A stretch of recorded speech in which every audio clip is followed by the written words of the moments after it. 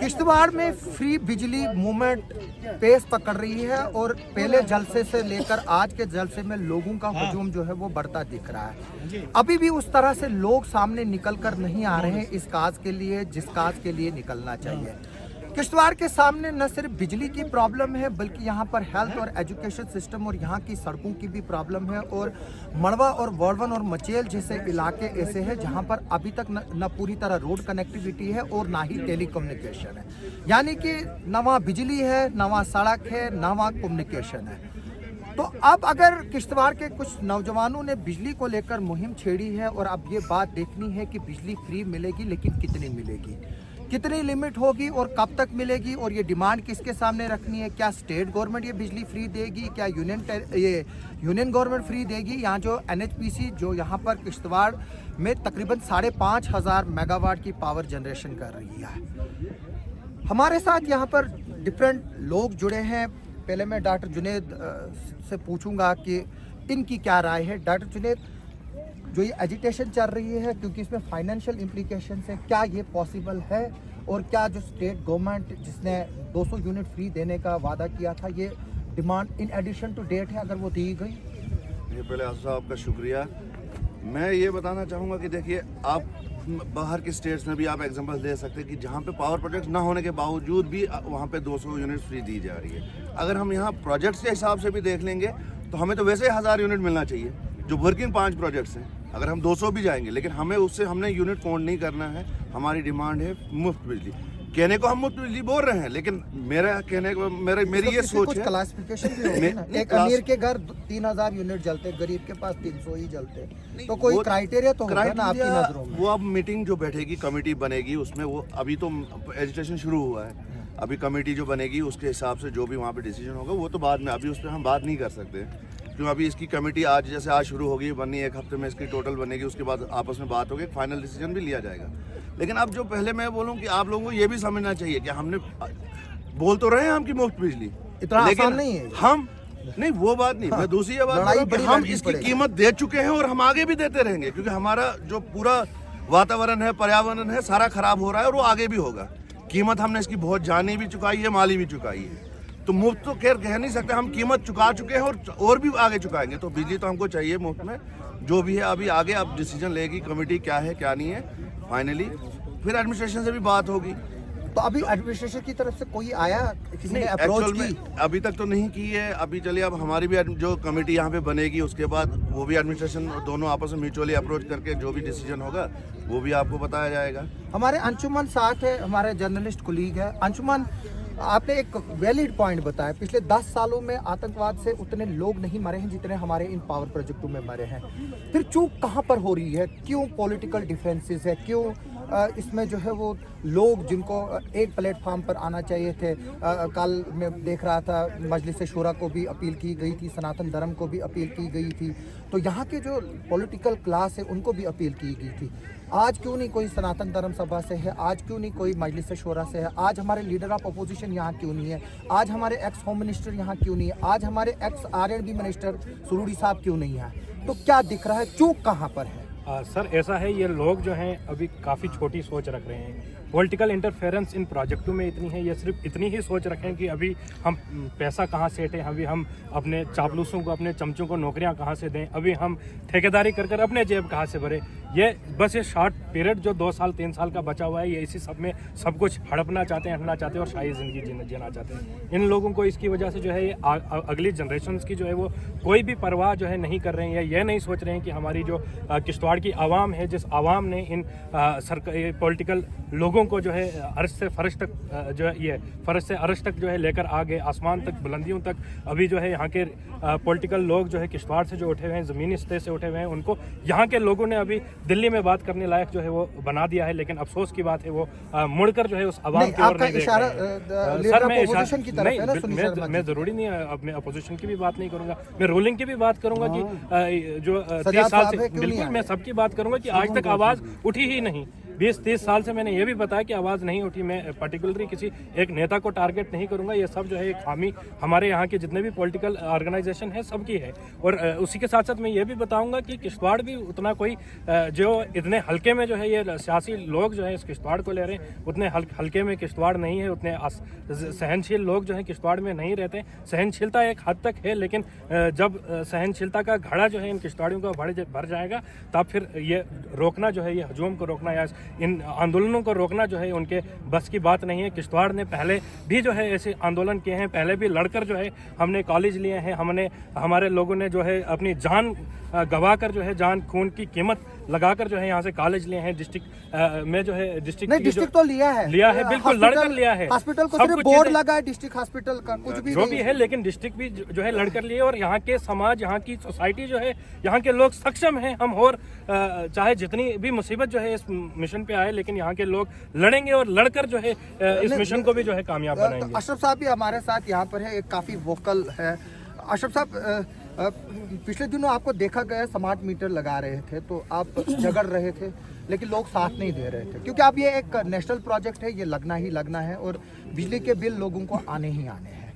तो जो ये फ्री मूवमेंट है, ये एक राइट टाइम पे शुरू हुई है किश्तवाड़ में, तो क्या आपको लगता है ये कामयाब होगी? मैं फारूक साहब से भी बात करूंगा। आज काफ़ी दिनों के बाद, तकरीबन 12-14 साल के बाद ये सियासी मंजर से बाहर आकर आज यहाँ हमारे पब्लिक के बीच में है, तो क्या ये मुमकिन है, क्या ये पॉसिबल है, हो पाएगा कि नहीं हो पाएगा? आसिफ साहब, आपने एक अच्छा सवाल किया है कि कोई भी चीज़ नामुमकिन नहीं होती है। हर चीज़ को मुमकिन बनाने के लिए लोगों को एक अपनी आवाज़ बनना पड़ता है, और उसी के लिए जो हमारे किश्तवाड़ के जो लोग हैं उन्होंने अलग अलग सियासी जमातों से बहुत सारे रहनुमाओं को चुना था कि कहीं ना कहीं इन पावर प्रोजेक्टों की शक्ल में, जैसे बिजली मुफ्त देने की जो बात आज हो रही है इस मंच से, तो हमें ये लगा था कि वो लोग किश्तवाड़ियों की इस तरह की रहनुमाई करेंगे। जैसे आपने कहा, डॉक्टर जुनैद जी से आपने जो सवाल किया, हॉस्पिटल में जो खस्ता हाली है, हमारे रोडों की जो पीएचई की पानी गंदा मिल रहा है, रोज हेपेटाइटिस के केसेस रिपोर्ट हो रहे हैं। इसी की एक मिसाल है, पानी की बात आपने छेड़ी, तो जैसे एनएचपीसी यहाँ पर है, वो अपना फिल्टर करके पानी पीते हैं। हमारा deputy commissioner Kishtwar, SSP Kishtwar या दूसरे वहाँ अच्छे जो जीएम है,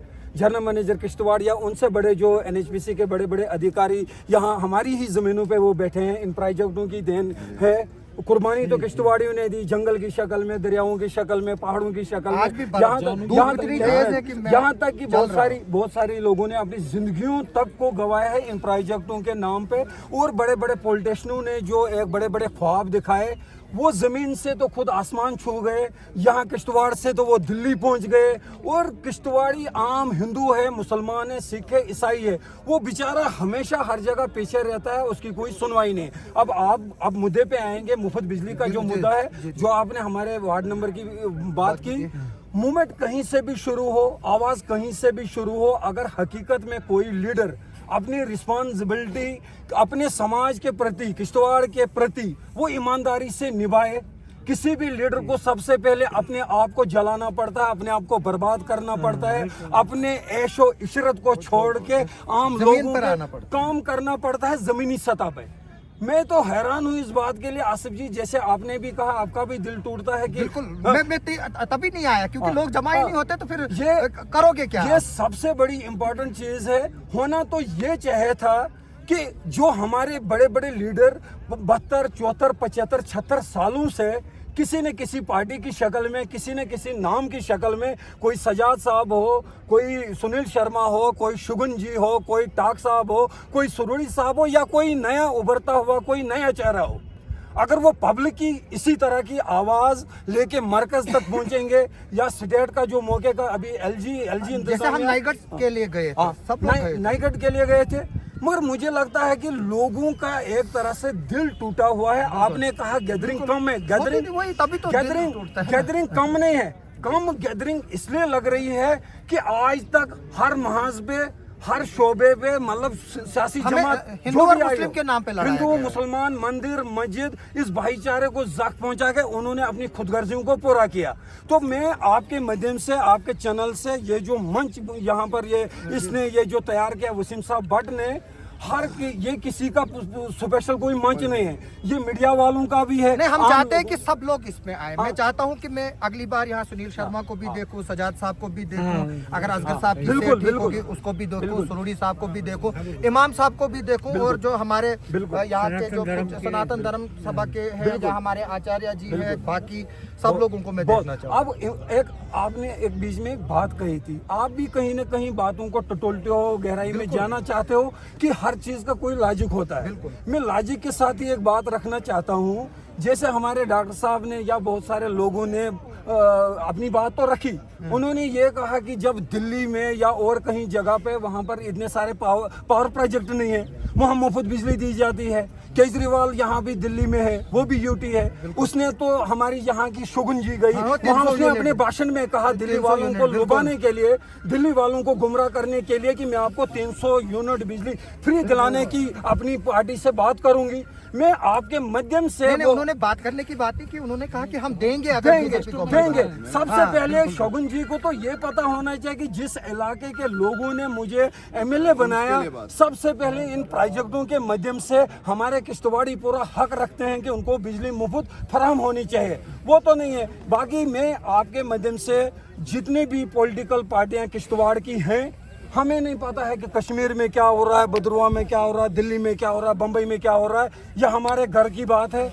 हम अगर मरकज को यहाँ से इतने इन प्रोजेक्टों की शक्ल में इतना सारा फायदा देते हैं, बाहर के बड़े बड़े ठेकेदार आते हैं, हमारे पहाड़ों को लूट के वो ले जाते हैं, कहीं बजरी बनाते हैं, कहीं रेत बनाते हैं, दरियाओं को भी वो उन्होंने लूटा। अभी यहाँ पर पाडर में हमारी नीलम की खान है, उस पे भी वो तैयारियां कर रहे हैं, चल रही है, तैयारियां चल रही हैं, वो उस पे भी लूटने की वो योजनाएं सेंटर में तैयार करते हैं। फूटी कौड़ी भी नहीं उससे मिली, फूटी कौड़ी हमें नहीं मिलती है। जी, अब मैं फारूक साहब हमारे साथ है, तकरीबन पिछले 10-12 साल से सियासी मंजर से दूर रहे हैं, लेकिन ये एजिटेशन आज इनको अपने दुकान से उठाकर चौगान में पहुंचा गई। फारूक साहब, कैसे देखते हैं आप, जब यहाँ पर डिस्ट्रिक्ट प्रेसिडेंट थे पीडीपी की, 2-4 डिमांडें थी, एक तो प्रोजेक्टों में नौकरियां मिलनी चाहिए थी, वो भी नहीं मिल रही थी, और हमने अक्सर देखा था कि जब किश्तवाड़ के लोग बाहर नौकरियां करने के लिए जाते थे तो उनको वहाँ से भगा के मारते थे, और कई बार आपका भी झगड़ा हुआ और मैं उस चीज़ का गवाह भी हूँ।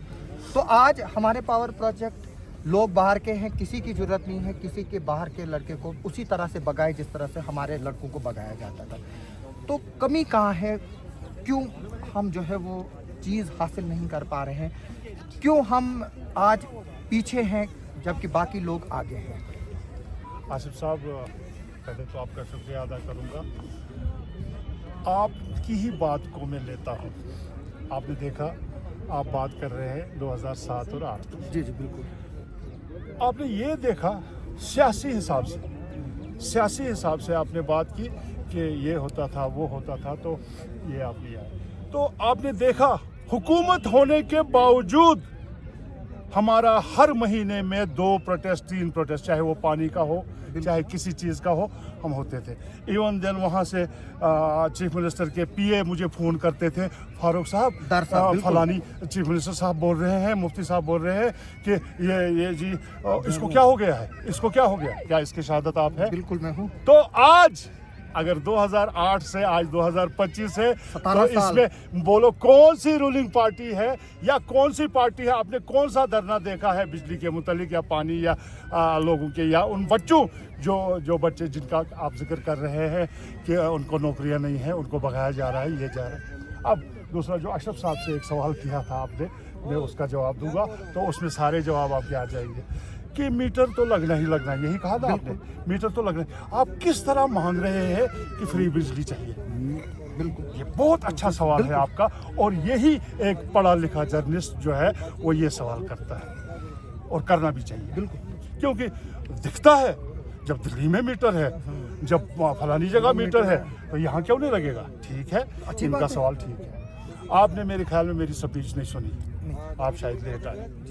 तो उसमें साफ लफ्जों में मैंने कहा कि अगर 85 करोड़ रुपए का ब्रिज चंबा में लग सकता है चमेरा सेकंड में, चमेरा फर्स्ट नहीं, चमेरा सेकंड में, और चमेरा सेकंड में अगर दूसरा ब्रिज लग सकता है 4 लाइन 85 करोड़ का चंबा के लिए, डिस्ट्रिक्ट चंबा के लिए, अगर 500 बेड का हॉस्पिटल एनएचपीसी दे सकती है चमेरा थर्ड में, तो यहाँ क्यों नहीं? वही तो बात कर रहे हैं। यही बात मैं कह यहाँ रहा क्यों था नहीं स्पीच में। यूनिवर्सिटी? उसके बाद यहाँ क्यों मैं एक मेडिकल चीज भूल कॉलेज? गया, एक चीज भूल गया, भूल भी नहीं गया, वक्त की कमी थी उस वक्त।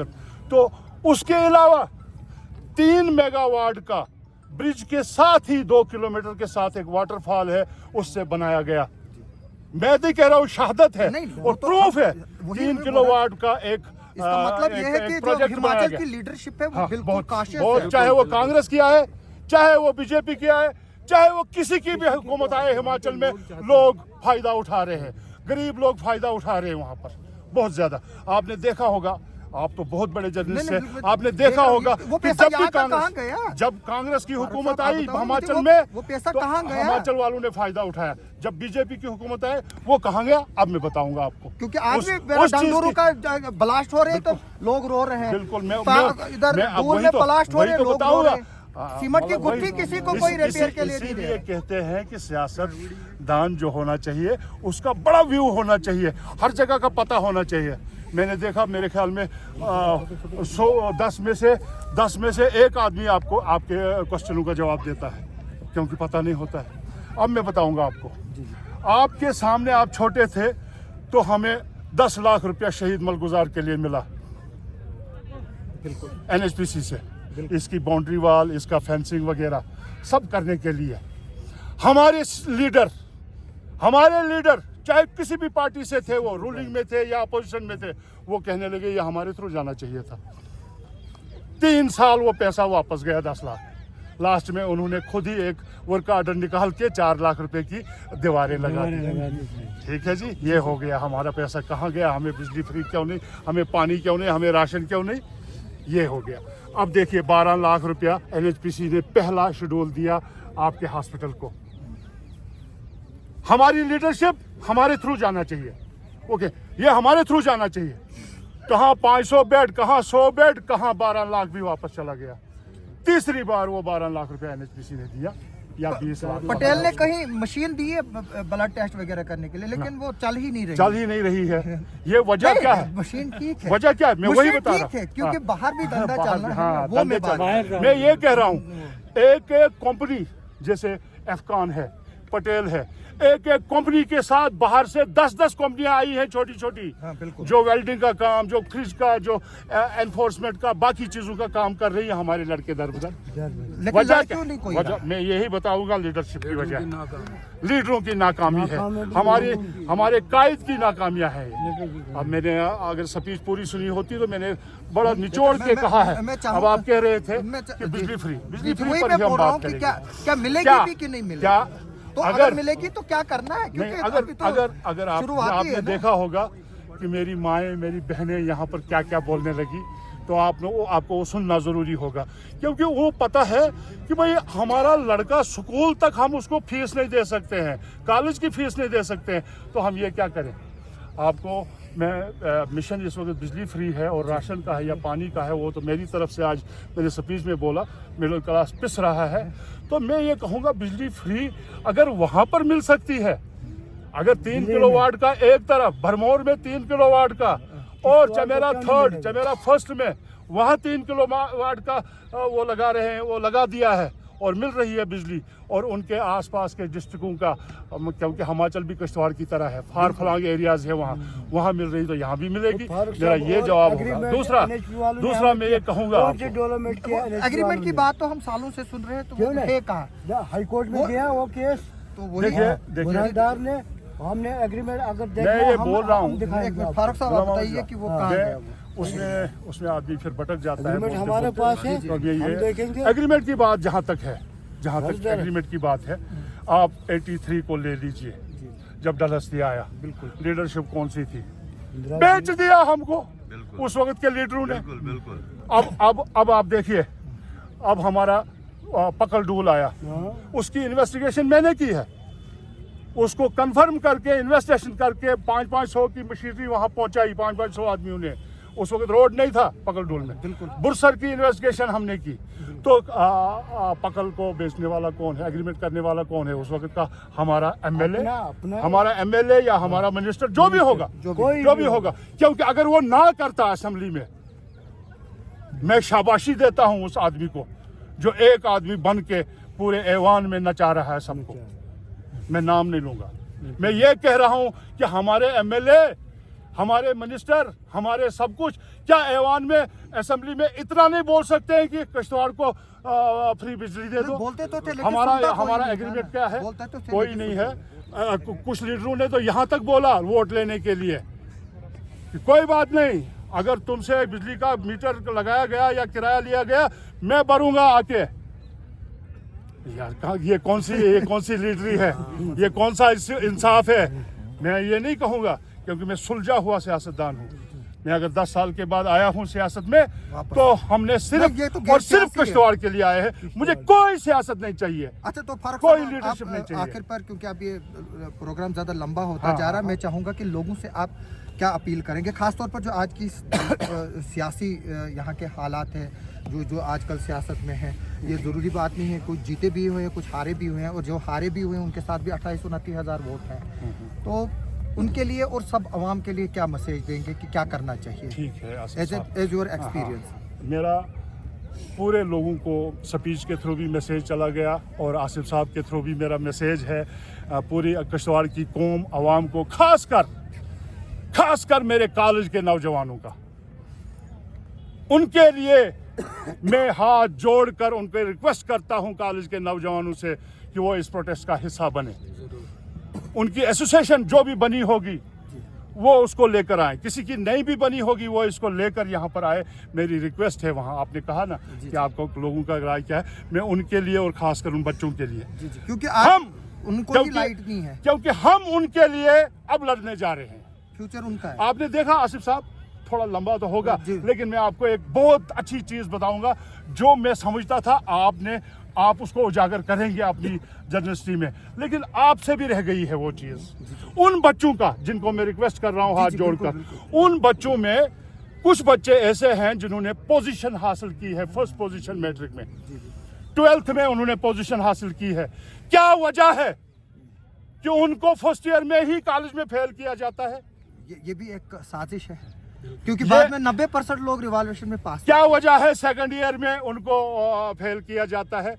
अच्छा, वो रिवॉल्वेशन कराते हैं जो अपने लड़कों के लिए जिनकी चलती है उनको तो पास कराते हैं, बाकी मर जाते हैं गरीब बच्चे। अच्छा, उसके बाद वो पेपर भरे दूसरे एग्जाम का, वो पेपर भरने के लिए उनके पास वो पैसे नहीं होते हैं। हमने देखे हैं वो लड़के हमारी दुकानों पर वो काम करते हैं, उनके लिए पैसा नहीं होता है दूसरा पेपर भरने के लिए।